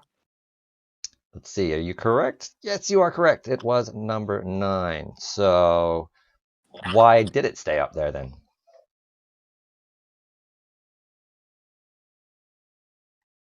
Oh, sorry, me. Yes. Oh, yeah, sorry. It was your pick, so you get to go. Sorry. Well, look, it's not as good as it was because it only decreases the magic on the primary target. But the fact that it still does the AoE damage, the fact that you have that 50% chance to increase like the harmful effects duration on everybody, even though it's only a 50% chance, when you don't have wand anymore, and like there's a lot of harmful effects that stay active, being able to add that duration is quite good. Plus, I don't know, with the heroes that are taunting at the moment, even if you can only do the magic reduction on your taunted heroes, it's still worthwhile. All right. So another good spell. So where to go? It came out of... No, it just stayed. It just stayed in the A tier. So, all right. Anything else to add, Lud or IRL? I Yeah, liked I it think- for getting around Mr. Ink's pesky taunt to finish off that dash. Yeah. Yeah. The taunt and any high priority targets, like if you have it up before Dash gets his dash off, or anyone that's going to do a lot of damage, you can use it on them. Oh, okay. So that's pretty useful. Do I have it? Oh, I do, because you get that for clearing Tower 4, right? So that might be worth investing in now, because I got nothing better, because I was saving all my tokens to go after Blue Frame Magic when I unlocked it, but obviously don't need to do that now. So Splash Mountain, that's from Songs of the South, everybody's favorite Disney film. And Yeah, I don't know. There's a whole lot you could. I'm trying to figure out how to make a question out of any of these interesting. Do you guys? Okay, this is bordering on not Disney podcast friendly, but does anyone know what Flash Mountain is? When people flash the camera on the Take ride. Yeah, that it became super infamous for people knowing exactly where the ride camera was and would constantly be exposing themselves, to which there was a dedicated website called Flash Mountain, which does not exist, so don't go Googling that. There goes my weekend. But well, but they are floating around. They can be found. A lot of the photos, obviously, once it goes on the internet, it stays there forever. Even though that site doesn't exist anymore, which I'm pretty sure came from a cease and desist from Disney. Then yeah, the photos have been floating around since like the early, I don't know, 2000s and since the 90s even. Yeah, mid to late 90s. Flash Mountain was a big thing. Are these And pictures from the imagine you had to ride? do that on dial-up. Are these pictures from the ride? Yeah, they're basically people took pictures on the ride and managed to run around and take a photo of the screen, Before it got or taken even down. somehow possibly before they got taken down. I seriously doubt. I don't think anyone ever managed to get one printed. A massive failure in Disney training there at Disney University. If they managed to a cast member print an actual nude photo or an exposed photo of any, it tended to be women. They would just flash the camera because it's easier for them to do that. I don't think there are any guys who managed to flash that camera because I think they would have come spilling out of the ride. If there was, and they didn't, kind of got to applaud that just for the logistics of it and not dying by coming flying out of the ride. So there you go, Splash Mountain, Songs of the South, and all kinds of controversy when it comes to that. So we are down to the final two. So, Blood, what was number 8? Boy. Can you remember? I think this was actually number 6, but I'm pretty sure Duke top 10. All right, so he Yeah, said that's Duke Kaboom, so let's hit. All right, so that makes IRL's last one easy. So let's just pop up Duke Foul Kaboom. play. Yeah, Duke Kaboom 6, and that obviously makes Foul Play number 8. So let's go over our favorite Canadian hero, Duke Kaboom. Why? Why is Duke still an A tier spell? Because Keanu Reeves is awesome Yes. in everything he does. Because of Keanu. Because the animation is so slow, it makes people rage quit. It's an instant win spell because everyone force closes when it starts. That is the best spell ever, and the best reason I have heard so far on the stream. No, but not really, but yeah. Just No. the But kind of. adjacent vulnerables is really useful. And it's faster. Just from the vulnerable. Yeah. Okay, so basically nothing really happened to Duke, right? No. He didn't get... No. No, nothing happened to him, and he just stays up there while everything else kind of shifts around him. Mm-hmm. Yeah. Which is pretty much how his character exists in space, just kind of like, oh, yes, well, I'm... So, Keanu Reeves, speaking of, what is it? This was not his first Disney film. Can anyone tell me what Keanu Reeves' very first Disney role was? Oh. Wasn't Ted, was it? No, Bill and but Ted obviously wasn't from Disney. Bill and... Okay. Yeah, this would make Keanu Reeves' third animated role, not for Disney, but overall just animated role. The first being Bill and Ted's Excellent Adventure when they made an animated TV series. He voiced that, and then obviously the Animatrix. He voiced Neo, and then it took many years later until he ended up in Toy Story 4. But even longer ago than that, Keanu had a role playing a 17-year-old in a made-for-TV Disney Sunday movie called Young Again in 1986. Was Keanu Reeves' very first Disney movie. I did not expect anyone to get that. So Yeah, super common knowledge. We should be ashamed. Oh yeah, yeah. I don't think it's really worth going through the cast or whatever. I just don't think anyone would have ever heard of any of them besides Keanu Reeves. So yeah, 1986, May 11th, Disney Sunday movie. there you go. His very first Disney role until he came back around for Duke Kaboom. And do we have anything else to say about the Dukester? Obviously based on Evel Knievel, But but our Canadian. Canadian version, Yeah, so much better. So much. Who else thought it? A couple of people thought it was Nathan Fillion originally before they realized it was Keanu Reeves. Did anyone else think that, or did they immediately realize it was Keanu? Definitely Keanu. Yeah. He's amazing. Yeah. He can do anything. Hopefully Bill and Ted 3 is going to happen at some point, but who knows?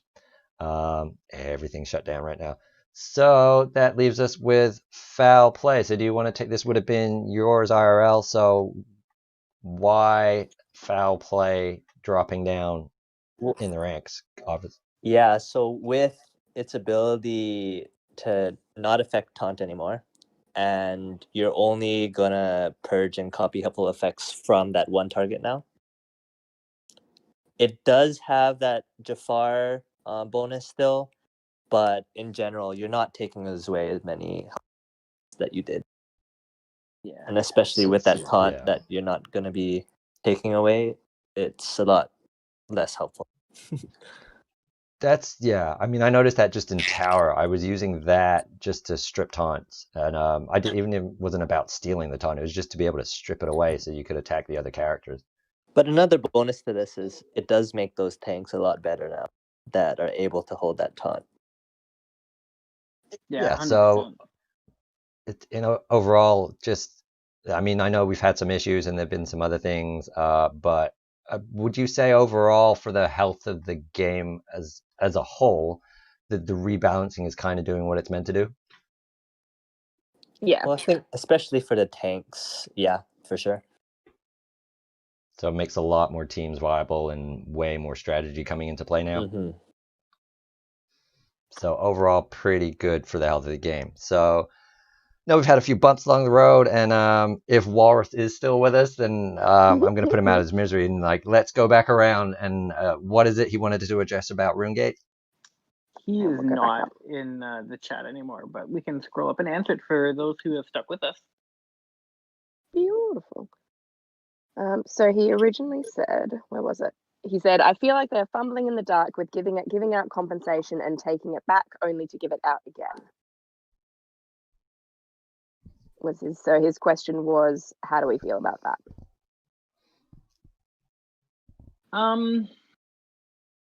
Okay, well, it's obvious that it was a mistake when it went out in the first place.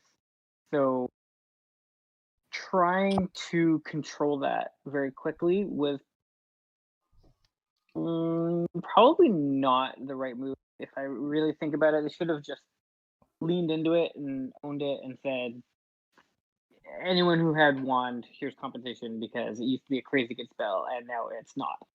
Actually, probably just giving that to everyone and just make it a general, we made a whole bunch of spells worse, here's some love, right? Even if they just sent out a compensation pack to everybody that had some tower currency, some spell upgrade mats, a little bit of gold, and said, given light of spell changes, here's an opportunity for everybody to work on spells you may not have focused otherwise. It didn't even necessarily need to be people who had paid for packs. I think just any acknowledgement of the fact that people have invested resources into spells that are no longer viable would have been appropriate. And I think by targeting only the whales with that, it's almost like IRL mentioned earlier, it's like plenty of people spent all their currency and all their resources on the same spells. And as free-to-play players, that can be quite debilitating to have it completely nerfed like Wand was. So I think it should have just been a global compensation rather than a whale compensation in the first place. Yeah, because it affects people that didn't buy that spell either. Like it would have taken like almost a month or more to get that splash to level 4 if you weren't buying any packs. Mm-hmm. Yeah, and I talked my way into that in the 30 seconds we were talking about that, and they presumably were a bunch of them talking about it and couldn't come up with that. So, but the issue is that they obviously were really struggling between. Do we release runes to everybody who bought that pack because we've made this mistake? Or do we try and keep the revenue that we know we're going to get from people purchasing those runes? And that's why they tried to revert it, but inevitably stuffed it up because it's very difficult to revert only one currency on an account that has been spent. And they stuffed it up to the point that people lost runes that were unrelated to that compensation pack. So I think they just finally realized, okay, well, we can't actually feasibly roll back accounts, so we're going to have to go back to giving everybody the runes again, even though we don't want to, for the sake of our revenue. Mhm. Just Yeah, I mean, the it's optics always, on it are you screw up terrible. anything. Sorry, say that again, IRL? I said the Oh, optics on it are terrible. Oh, was it Lud? Yeah, sorry. It's because doing all of this with the visibility and everyone just like sharing their experience. We're giving you something, we're taking it back. Oh no, we're giving it back again. It's just like, it makes it look like they don't really know what they're doing. But yeah, I'm confident that there was a lot of discussion going on behind the scenes, and I think they all just ultimately decided that this is the only way they could really get out of it without completely alienating everybody.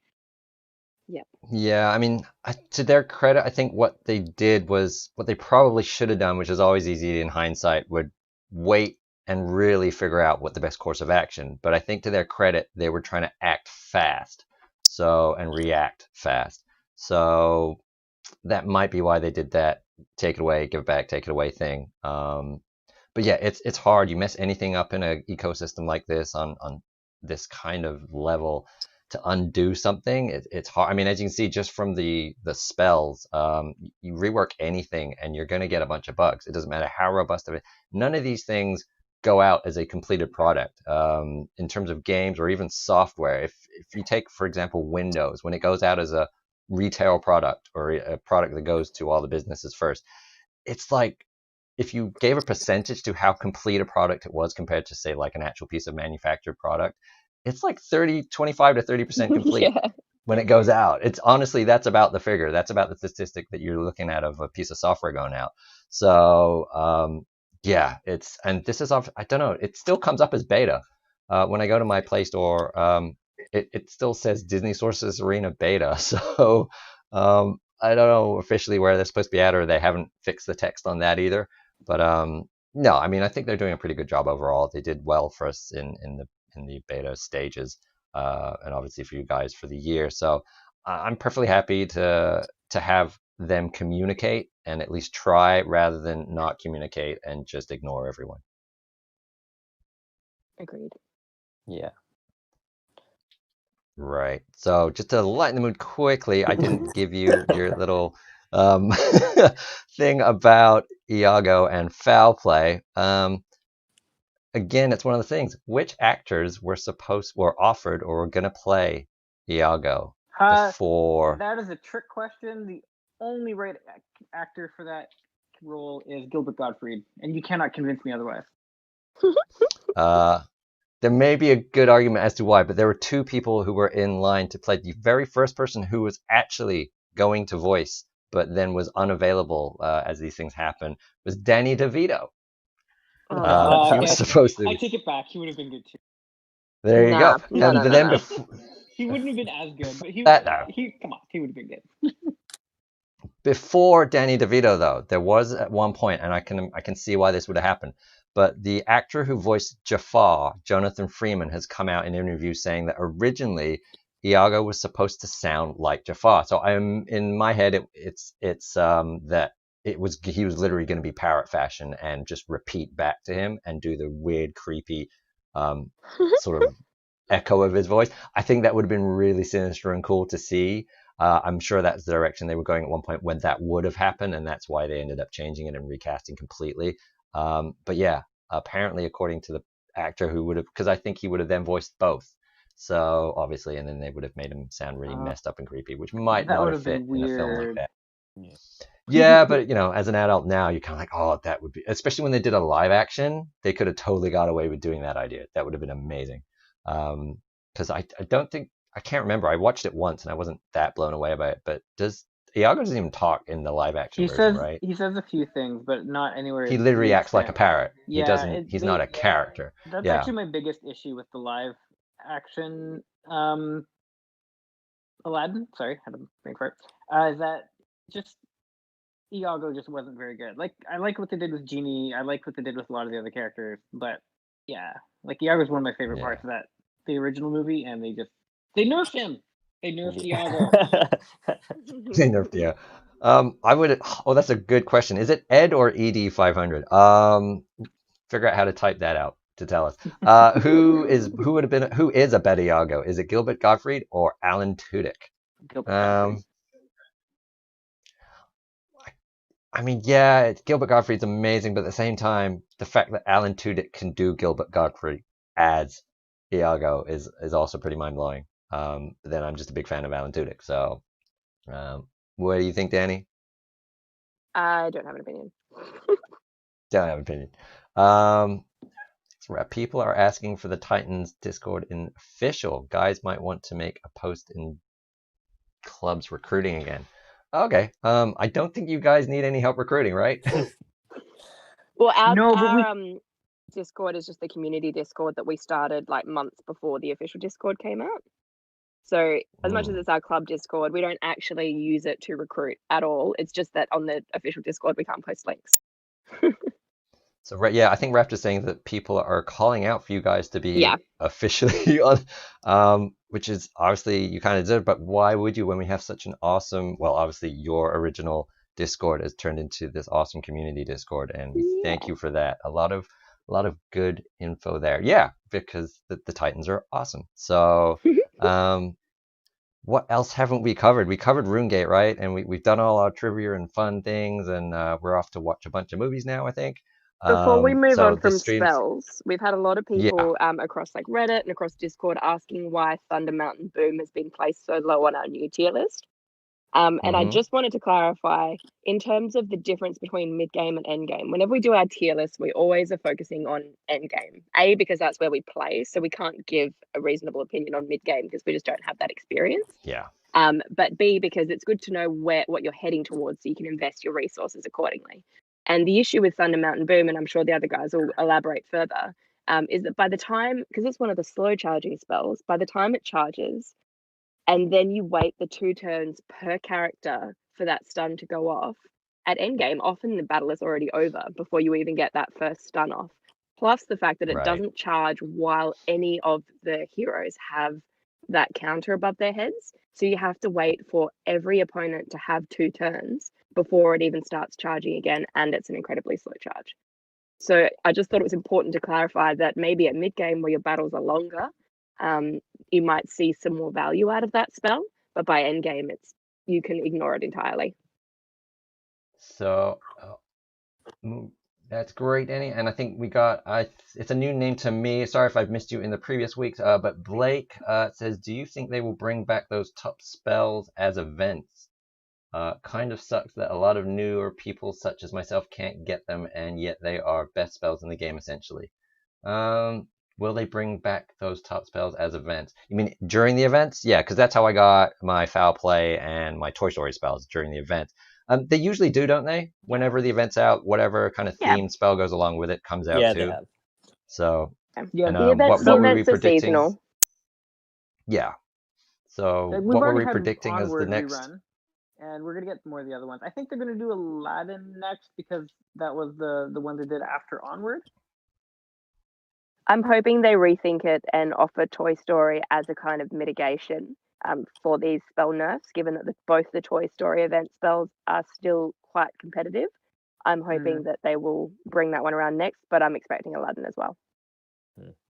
Right. Yeah, I think if Toy Story spells event comes around, I think they're going to see they'll get their sales back if they give everyone compensation, and they're totally getting their sales back when those spells come back around. It's what, 750 or 800 for those packs usually. I think I got my foul play when it was 750, so it was totally worth it at the time. And I do not regret dropping on Wild Imagination and Claw either. Actually, Bucket served me well, but I've stopped using that. But I don't regret any of those. All the Toy Story spells are still pretty good. So let's see if there were plenty of questions this week. I think we addressed a lot of them though in the general chat of it all. And another question Alex just had was like whether it's good to do spell packs or farming a specific spell like Hammer. Did you want to answer that, or? Yeah, sure. No, we'll just read it out and just let it hang out there. No, go for it. In my opinion, because I think they're still going to be doing those spell changes in the future, especially with Cauldron having that bucket pre-patch feature where it's still charging. I think doing the spell packs is a little safer for now, because who knows what changes they're going to be doing to those spells, at least for the moment. I tend to say the same, that I would be balancing my farm between maybe focusing one spell and doing spell packs, depending on how much currency you're getting, because the spell packs are just such better value. Like, you get so many more tokens for the same currency, but there is obviously that randomization of there are so many avoid spells that you could be popping, but it's worth it just for how much better value those packs are. But you need to make sure you have one competitive spell at least, because otherwise it's just becomes tricky to play. Right, and it's all going to be dependent on your level. Obviously, like you said, the Titans talk to you about end game. I tend to talk about sort of mid game, and I try and stay in touch as much as possible, because I came in Canada, got the beta late, and I only moved home to Canada like literally as it came out there. So I caught that right, but I missed out on the year previous, unfortunately. So I'm kind of somewhere in between. I don't really spend. I've spent some free packs and some gems because I ground those out. So I think everyone was flashing up the different levels. No one putting Guppy. Whatever happened to the Guppies? Yeah, minimal spending or free to play, essentially. That's where I come at you from. So Lonnie also had a question. What are your thoughts on the new event format, and do you think it's good for everyone? We kind of touched on this. I'll let Danny go for this one first. Yeah, we did touch on it before. It is better to know that you're getting a guaranteed hero and have really clear requirements, but it's just not as engaging. Like, you don't do as much. You don't have to touch it every day. You kind of run a couple of battles and then you forget about it until you finally manage to farm for it. So yes, it's better for the community and it's better for free to play, but I don't think it's better for game engagement. Right. Ooh, I think we lost. Nope, he's back. We lost Earl for a second there. Sorry, it cut me out. Let's see. And we've got Janu. He had a question in there. Lots of compliments. We appreciate it. He likes the show so much. He's got his wife to watch. It's awesome. Oh, awesome. We got couples Welcome. watching it. Yeah, that's amazing. Hi, Jana's wife. I always find it funny, like when they get shout outs on shows and stuff, comedian stuff always busts up. Yeah, but you didn't even put her name. I'm not going to do that to you. It's the internet. I appreciate that. So about new complete teams like Frozen, Incredibles, etc. are affecting the Kingdom and hybrid meta and what it means for the future of team building. How new complete teams like Frozen and the Incredibles are affecting the Kingdom hybrid meta and what it means for the future of team building. And have a great show, everyone. We have been. Thank you. Yeah, Lud, you go for this one then. Yeah, I think for Conquest, we haven't seen Frozen yet in Conquest. We're going to tomorrow. I think in Conquest we're going to see like the complete teams a lot more. Like, we'll see a full Incredibles team, we'll see a full Frozen team, and then like a full Kingdom team, all from like the one player, and then just spread out around. What I'm seeing a lot in tournament and in PvP is hybrids of the event team. So I see a lot of either like a Kingdom team that's got Dash and Mr. Incredible thrown in, or what I'm seeing a lot last couple days is a full Frozen team, but then they take out either Sven or Olaf and throw in Dash, and it takes like the good core concept of that event team and just adds in like a super strong wipe you out character that you have to pay attention to. So I like the full teams for the interactiveness, but I still think you're going to end up seeing hybrids at the top competitive levels. Yeah, I mean, go on, Earl. Oh yeah, I was just agreeing with that point, and especially with Conquest, these new like pay-to-win sort of teams, they're just so good together when used by the AI, especially with those Incredibles and with this new Frozen team, like I'm having troubles in Arena, even with low-powered teams, just because they work so well together with their synergies. Agreed. Yeah, Yeah. Elsa hits hard if you let her go off at the right time. Oh yeah. But is it really kind of RNG dependent of it's like winding up to that perfect moment, or is it pretty easy to do? It's very consistent. Oh, okay. And that's honestly what changes battles, is how well characters are managed by the AI. Like that's why the AI improvements was such a huge thing for Dash, because he was awesome but just so poorly managed by AI that you could only really use him in an active battle. But when they made the AI changes, he suddenly became a lot better across the board, just because now the AI is not misusing him and he's still effective. And Frozen's pretty impossible for the AI to get wrong. Yeah. And another thing with the Frozen team, I find it's not really reliant on the speed anymore, because as soon as you get that Kristoff taunt off, it kind of protects your whole team. Elsa, doesn't matter what she does, she can go later. She's going to get that damage off regardless. Yeah. Brian just put in chat, sorry, Danny. Brian put in chat, I used Charm on Elsa at the right time, and she AoE'd her own team. Have you guys seen that? No, but that's amazing. Oh, Brian, if you can record your screen and you can get that to happen, please send that to us. That would be amazing, and we'll throw it on the show. With the Kristoff taunt, I'm having challenges getting a charm off on the important Frozen characters.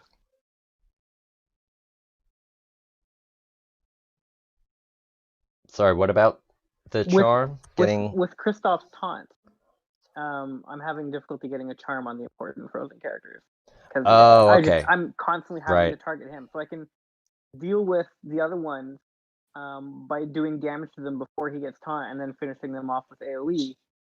But for like a targeted thing like taunt, I'm usually limited to targeting Kristoff and maybe Olaf, which isn't exactly what I'm intending to do. Yeah, I find Kristoff pretty much the highest priority at the start of the match for me. I have to use that Mickey broom on him so I can target those other characters, or else there's not much I can do. Agreed. So is there any merit to bringing in the claw? Does claw strips taunt, right? Or does it just bypass it? It strips it. evade. Yeah. Because it strips evade. Not taunt. One damage first. I'm getting the those only mixed up. thing you can really use to get rid of taunt is Mortal Potion, or you can use Madam Mim. I think those are the only two.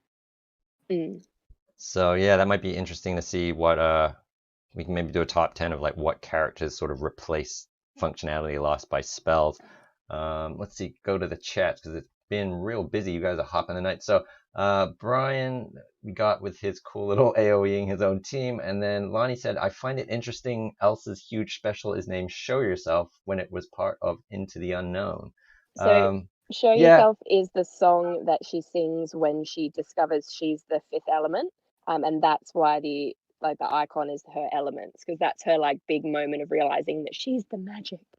So that's why it's called Show Yourself, because Into the Unknown's at the start when she activates the elements, but Show Yourself is when she realizes it's her power. Well, as we've seen from good old Plush Rush, they're not always the best at naming their spells or moves. So yeah, that's a good point though. What else we got? Gaming. I've seen Kristoff have 4 stacks of taunt. Ooh, that sounds horrible. Oh, he gets so many buffs. I guess an extra stack doesn't really make it more effective, at least. Yeah.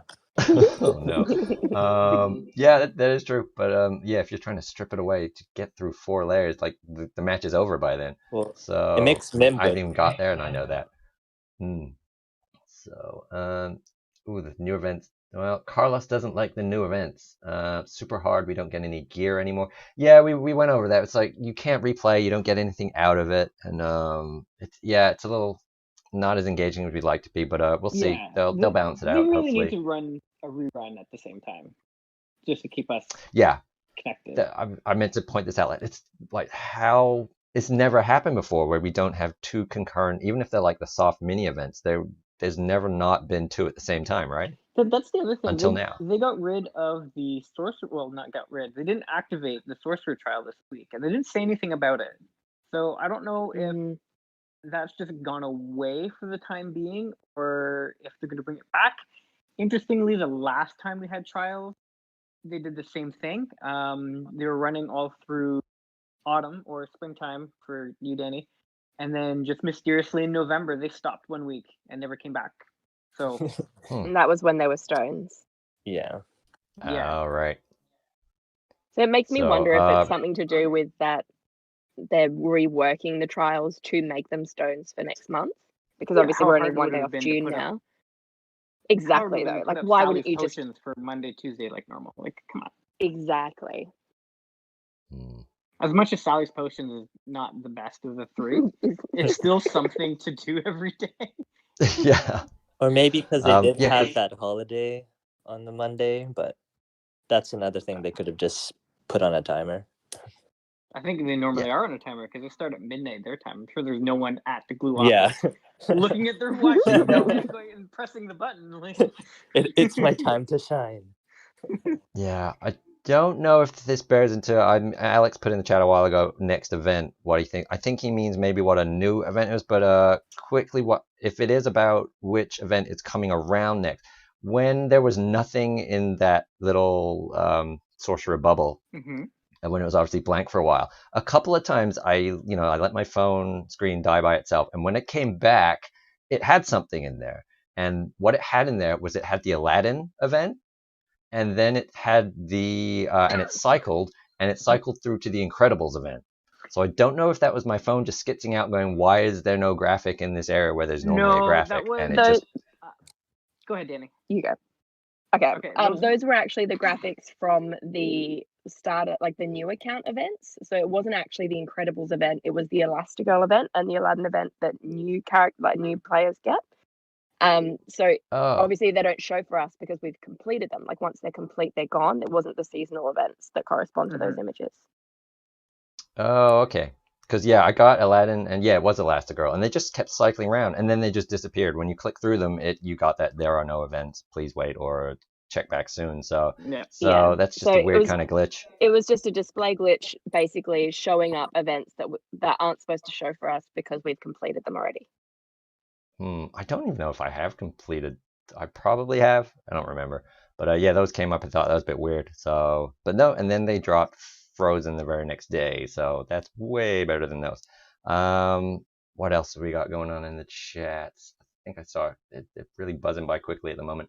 I think another thing. Oh yeah, Raptor put Barley removes taunt. So does Barley plug and play into a team that's going to be, with Frozen characters or whatever is going to be good now that the spells? I'm using Barley with my Frozen characters in Club Dungeon, actually, and he's actually not too bad. Like, he gives buffs to Sven, who gets powered up with more buffs, and he when he calls for assists, he's calling those same characters. I mean, it's not a perfect synergy, but it's working all right.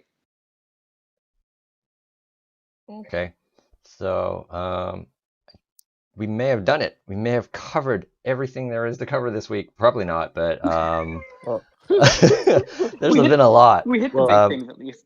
we didn't Yeah, touch we too much hit- on how the characters were changed as well. Oh, which characters were changed? Well, not changed, because buffs and debuffs are so much better now. Mm-hmm. Yeah, I think The we. tier list That's is going to that's a change. topic for another day. Yeah.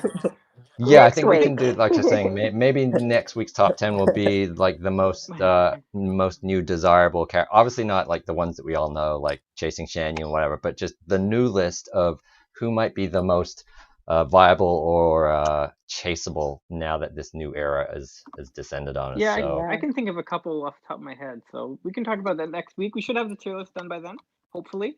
Mm-hmm. And then and if you are getting it ready in time, save it for the show. No, release that when it's good to go. Give it to the community, and we will obviously just then get seriously into it again next week. Because there's Lonnie, yay more Disney trivia, like right now, or No, Next for next week. week. Next week. Oh, next week, yeah, because you guys are epic because we've been going like we're gonna about to hit 2 hours, guys. Oof. I was that Wow. it's Oh, that's usually like crazy. when we had this many of us last time, we hit about an hour and a half because there was a lot to talk about that week, and there was more of us. I And think now there's tons to talk there's about, so much going and on this week. oh yeah, there's no way that we weren't gonna go long on this one, and we appreciate all you guys sticking with us. These guys are so much fun to hang out with. I could do this for hours, but I think we may have covered everything there's to cover. And if we're gonna do more stuff like this, you guys are on board for like maybe doing some of those game night things, or just straight up just fun game challenges or watch parties. That might be fun for the community to get into. What do you guys think about that? Yeah, for sure. Put you on the We spot can talk on about the that. show. That depends on what day of the Yeah. week and Yeah. stuff. Yeah, I know it's but probably a little harder for you, Danny, unfortunately, because of the time difference. But Yeah. 8 a.m. watch parties in the back of the park. yeah, because I don't know if you guys have seen them. A lot of the entertainment industries and all the actors stuff, they've been doing Jackbox things for charities and the Actors Guild, not Guild, the Actors Fund and stuff like that. And like entire casts of shows will go on and just play Jackbox, and that's really cool because it's super interactive for the audience. Like we could be playing whatever game, and we all put up an answer, and everyone gets to vote on it just by having a code, and they can all cool. go to it, and everyone can play. That Those are sounds super fun. fun. Yeah, that'd be perfect. Yeah, so I'll talk to you guys more about that offline and during the week and whenever, and we'll see if we can set one of those up. That would be so much fun. I think we might have to see if we can drag Lonnie into that. She kind of just Yeah. earns a spot on the kind of trivia video game world that we built up here. What she got? Dan got disconnected for a second. Oh, she didn't hear it, so never mind. No, just kidding. No, we were just saying, Lonnie, we're thinking of like you guys seem to enjoy like the trivia quiz aspect of it, and when we're not heavy on news, this main focus of the show is generally, it seems like you guys just enjoy the entertainment and fun interactive aspects. So we're thinking maybe we would do some actual just streams on just playing games about Disney or just anything in general, because obviously the Titans are a hell of a lot of fun just to do anything with. And and play this one game. I want to play loads of different games with you guys. It'll be so much fun. And then we're saying we will drag you in as a special guest, Lonnie, if we start playing some Jackbox games. Because you guys play something like Cards Against Humanity, they're sort of like that, where a lot of the games are you all make a creative, funny answer, and then people get to vote on it, and then there's brackets and stuff. It's like March Madness. So, except they're a little more PG. They're not as bad as Cards Against. So, Danny, be ready. Okay, so yeah, we'll see if we can bring that to you guys at some point in the future, and we're definitely all gonna keep on doing this live show. Again, it'll be on the weekend some point next week. We'll let you know whether it's more than likely it's always going to be a Saturday or Friday, especially if we want Danny on board, because Sunday ends up being Monday for her. So And I'm at and work. yeah. So, and that would also roll it into technically Monday for me, even though it wouldn't be as bad. But yeah. So yep, Lonnie's on board. So we've got our first player there, and Great. we'll talk to the guys about getting that rolling as well. And unless you guys have anything to add that you want to throw in on any of the things we touched. No, I'm I'm good. good. Yeah. Yep, I think we're good. We managed to do it, and there it is. So there's the new spell things. I will put that together during the week and update that for everyone and make that available on the Discord. Otherwise, yep, we will see you guys next week for the next live show. Bye. All right. Bye. Thanks, guys. Bye for now.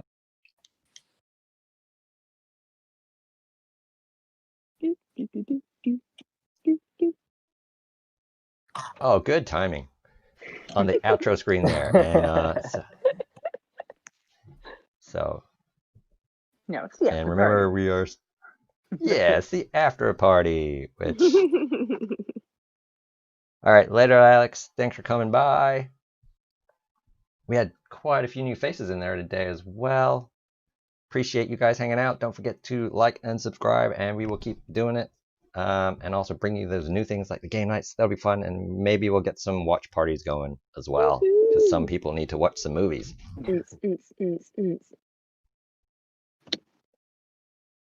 Oh, thanks, Blake. You're awesome.